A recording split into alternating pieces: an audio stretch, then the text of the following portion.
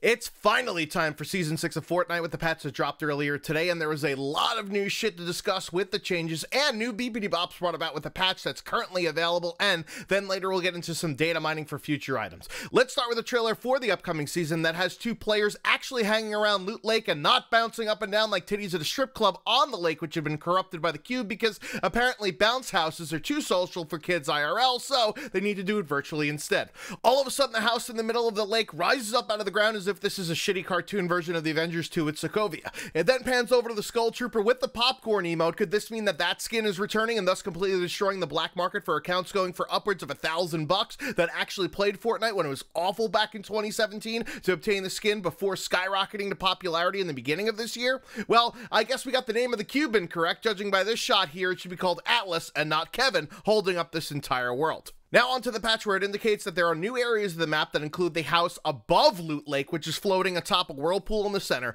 Viking Village is now called out by name on the map. Wailing Woods has some more cabins in it, as well as that mysterious bunker finally has a way to get into it, but not via the spot in the forest, but instead it's in the center of the maze. Fatal Fields has corn growing like the government is subsidizing it now instead of shriveled like a nutsack in the cold. There's a new haunted castle that overlooks haunted hills. Can't wait for all those cheesy hayride attractions to start popping up. The hero and villain bases from Season 4 are becoming more dilapidated, just like the meta of the game since then, and finally, where the ruins formerly were are now corrupted areas, which contain a brand new consumable called Shadow Stones. Just in time for Halloween, or all year round if you're one of those ass clowns that film themselves freaking out over random noises in the dark, these stones turn you into a ghost, making it so that you cannot use a weapon. However, you do gain increased speed and jumping ability, along with being invisible when stationary and becoming more visible with trails when moving, as well as the ability to phase through objects by pressing the shoot button to propel you in the direction that you're moving, as long as you shout Expecto Patronum, and if there's something in your way, then it's no problem.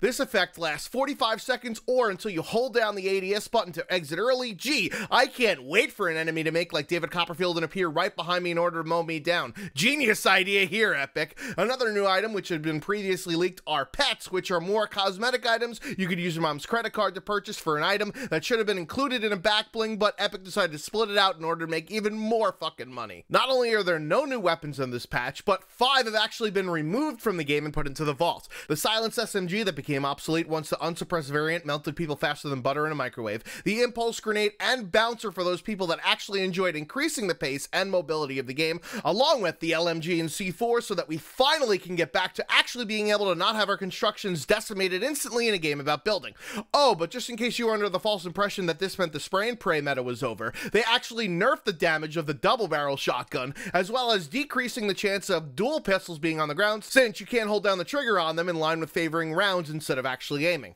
There's also a nerf to the grappler to have the ammo count decrease from 15 to 10, as well as various bug fixes to the weapon for clipping issues and introducing a new momentum mechanic when hitting a moving object. There were also tweaks done to the safe zone circles by reducing the wait time, but increasing the shrink time with increasing distance between the previous zones by 50%, so people will actually have to move around instead of staying in their instantly built palaces. Now that Sony has finally enabled crossplay, Epic has decided to punish them by making players on the PS4 that use mouse and keyboard being placed into the PC matchmaking pool so they can see how badly they'll get their shit pushed in now that they're playing against people that don't use inferior input devices. If you use a controller, you won't be able to switch to the keyboard and mouse mid-match in order to circumvent this matchmaking change, because that would be as pathetic as those fuck trumpets that used to reverse boost in older Call of Duty games. PC players are unaffected by this change, as if you're a dumb shit using a controller on PC, then they'll get the difficulty that they deserve by getting matched with keyboard and mouse users. In order to catch controllers up with the customization of the PC platform, there's now the ability to have custom controller bindings. With the new season also comes a new battle pass and a new trailer that showcases different rewards while keeping that creepy Halloween aesthetic in the hashtag #MeToo era of Little Red Riding Hood chasing the big bad wolf and not the other way around. This fucked up skin that is somehow worse than the Monty Python fake horse riding, and a reenactment of Jacob deGrom's wasted Cy Young season.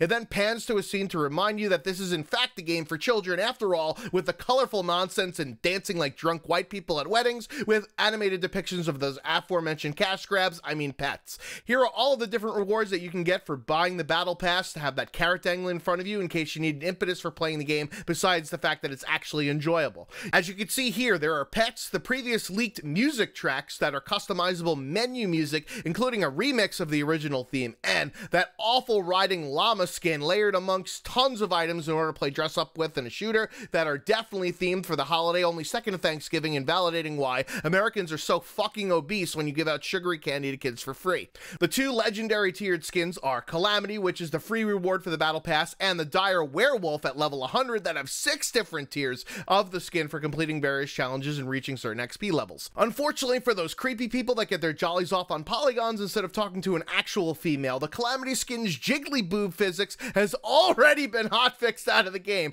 I mean, come on, Epic. Don't you know you need to keep this game PG-13, suitable for all advertisers on YouTube, so that this way former Call of Duty YouTubers can give your game some free publicity? Speaking of challenges, the week 1 challenges are as follows. For those plebs that didn't shell out extra money to play several matches in an annoying way before getting back to the real game, you need to pick up a legendary item in 3 different matches, regain 150 health from a campfire, which using my quick maths is at least 3 times you need to make s'mores, and a stage challenge, which is searching for 3 chests, followed by 2 supply drops, and lastly, 1 llama. Good luck finding that last one with those complete bullshit clickbait tutorials on YouTube. For those that bought the battle pass and probably still continue to spend their weekly allowance on the items, the challenges are: apply 500 shield. The stage challenge will land at various locations around the map, starting with Junk Junction, which will be the only reason anyone fucking lands in that shithole, continuing to Tomato Temple, Tilted Towers, Fatal Fields, and finally Flush Factory, which again isn't a place I'd ever be seen unless required. Then eliminate opponents in 5 different named locations, which you could probably do in conjunction with the prior challenge for the 2 birds 1 stone deal. And lastly, to dance underneath 7 different street spotlights, of which there are 14 locations around the map shown here, so pick half of them and get that one done easily in 1 or 2 matches. Once you've done all of those challenges, you get the week 1 loading screen as shown here, and the Battlestar location can be seen in that loading screen behind a tractor fucking its relative, I mean to the east of Paradise Palms by the ranch. Somebody call a plumber, because there are also some leaks, starting with the week 2 loading screen of that awful riding llama skin behaving like a no skin, getting distracted by a shiny object before getting minced by a squad of people that are level 100s and know what the fuck they're doing. Also amongst the data mine items are things that we've seen in the battle pass rewards, but there are also other items here like the Heidi and Ludwig skin, clearly for Oktoberfest, the most tourist trap holiday that there has ever been, the Earhart skin, a clear play on Amelia Earhart's name, along with some unnamed pickaxes and gliders, back blings such as Fabled Cape, Clockworks, and a Stein Pretzel Protector that will no doubt both be part of the Oktoberfest collection, and some emotes, including one that looks like they're holding in taking a piss as a metaphor for what Epic is actually doing, taking the piss, with these derivative dances of previous ones like Slow Clap and Sexy Flip. And lastly, these different variants of items yet to be released. Well, now that it's here, what do you think of the new Fortnite season, and has the meta changed by making those subtle tweaks and removals instead of big weapon overhauls? Let me know down below. I've been the Schwantz27, gonna make like Michael Jackson and beat it. Until next time.